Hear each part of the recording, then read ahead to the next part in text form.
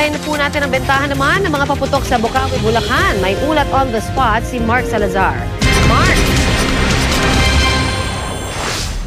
Connie, wala pa at dahil katatapos lang ng Pasko at sinasabi ng mga nagtitinda rito sa Bocaue na magsisimula yung dumating ng 28, 29 at magpipik ang kanilang bentahan sa 30, December 30 pa. Kaya sa ngayon ay nag-aabang lamang sila itong mga nagtitinda rito. At kapansin-pansin daw na kada taon ay humihina yung kanilang bentahan, Connie, sapagkat ang tagumpay ng Iwas Paputok campaign ng DOH ay dagok naman sa kanilang hanap buhay dito, kahit na sinisiguro ng mga taga-Bocaue na sila ay sumusunod sa Republic Act 7183. Ito yung regulasyon sa sale, manufacture at distribution ng paputok. Ang sinasabi nila ay nasa sa mga gumagamit din kasi ng paputok dahil naandyan din sa batas na yan ng RA 7183 ang regulated use ng paputok dahil dapat ay merong mga firecracker zone na diyan ginagamit ng mga kababayan nating nagpapaputok at nagpapailaw ng binibili nila rito para masigurong walang injury na dadalhin dyan sa binabantayan ni Dante Perello at ganun din ay maiwasan ang insidente ng mga sunog. Itong Bocaue na sinasabi nating firecracker capital of the Philippines ay matamantong binabantayan ng BFP, ng lokal na pamahalaan, may ordinansa pa para masiguro na sinusunod yung firecracker law, yung RA 7183. Kaya pinagbabawal dito yung mga oversized, overweight na imported na firecrackers. Dapat ang pulbura rito hindi lalampas ng 1/3 ng teaspoon at hindi lalaki at aabot sa size ng Super Lolo at saka yung mga giant whistle bomb. Yung mga Quitis, yung mga Judas Belt na kasama naman sa listahan ng hindi pinagbabawal na paputok ang mabibili mo rito, Connie. Yes, Mark, pero alam natin na through the years, yung mga bumibili dyan, may mga suki na yan at nabubulong-bulungan na lang, diba? Na kumbaga, kung gusto nila ng medyo mas malakas, may mga nakatago pala sa loob. Meron ba tayong information? Kasi kung may mga pulis din na talagang naggumagaluga doon mismo sa stock nila, sa looban. Kasi ang balita natin, ang dami daw dyan bulong-bulungan hindi ba? Alam mo, Connie, kaya hindi nawawala yung underground na market, na industriya ng mga malalakas na paputok dahil meron talaga tayong mga kababayan na mga thrill seeker talaga At dahil nandyan sila, ay nagpapatuloy yung underground. Pero ang sinasabi ng mga nagtitinda rito ay sila mismo ang nagtataboy sa mga ambulance sellers na yan dahil ayaw nilang maapektuhan yung kanilang mga lehitimong pwesto rito dahil pagka nagkasitahan, sila mga may pwesto rin ang maapektuhan at ang kanilang reputasyon at ang bentahan.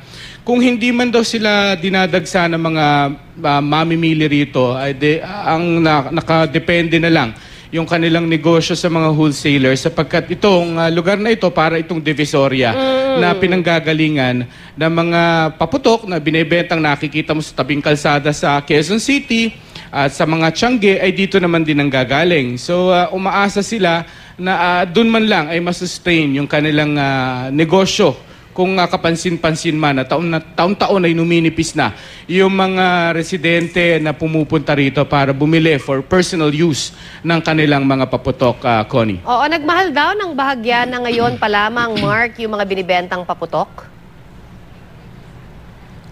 Actually, nagmura. Ang sabi nila, nagbawas sila ng presyo by 10 to 15% para maging inviting.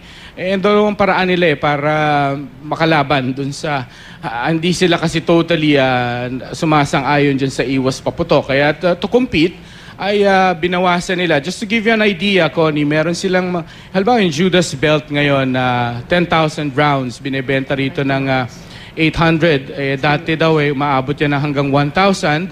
Yung kanilang mga fountain na maliit, kung ikaw ay small spender, makakabili ka rito ng maliliit na fountain na 3 peraso per 200 pesos. Oo. At kung ikaw naman ay big spender, yung mga fountain na umaabot ang taas hanggang sa poste ay yan ay mga 800 pesos. At yung mga neighborhood na nag-aambag-ambag, na bibili ng sarili nilang fireworks display, ay makakabili ka dito ng at the lowest ay 8,000 pesos. That's good for 2 minutes na fireworks display. Itong mga ito ay regulated at ito'y hindi prohibited na mga firecrackers at pyrotechnic devices na binebenta rito, Connie. Oh, alam mo kasi kaya ako naitanong dahil kaninang umaga ang report ay nagtaas ng presyo, no, yung ilan sa mga tindahan diyan.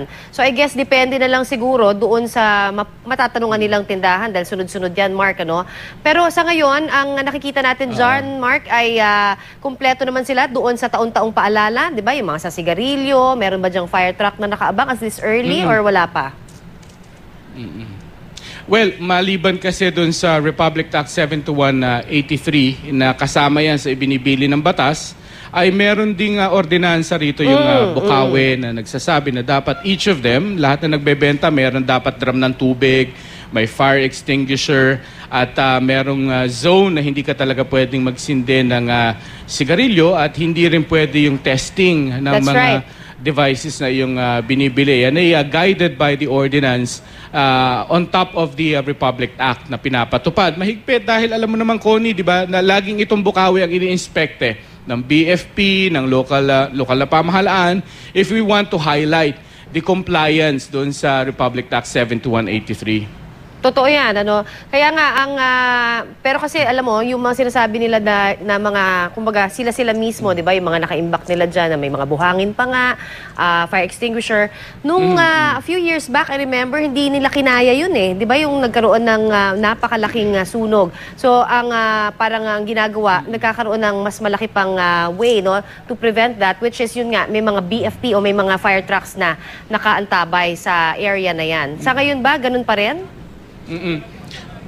Well, wala akong nakikitang, for example, mga ahente ng BFP na nagbabantay dito. But ang maganda lamang dito, Connie, ay sila mismo ay nagbabantayan. Kagaya ng sinabi ko, ayaw nila ng mga ambulance seller dito na, That's right, na oo. nagmamarket dun sa ating mga thrill seeker na mga kababayan ang gusto malalakas. They want to maintain then, of course, yung kanilang reputasyon. And syempre, pag nagkaroon naman ng sunog dito at disgrasya, mga stock din nila lang mangyayari, negosyo rin naman nila ang maapektuhan, dagok sa kanilang para-pareho. So they police their own ranks, ika nga. Pero of course, ideally, dapat ay meron dahil yan naman din ang sinasabi ng BFP sa kanilang mga press conference na talagang iikutan nila itong lugar na ito to make sure that the law is being implemented and everyone complies with the law. Alright, maraming salamat sa iyo, Mark Salazar, para sa update na yan.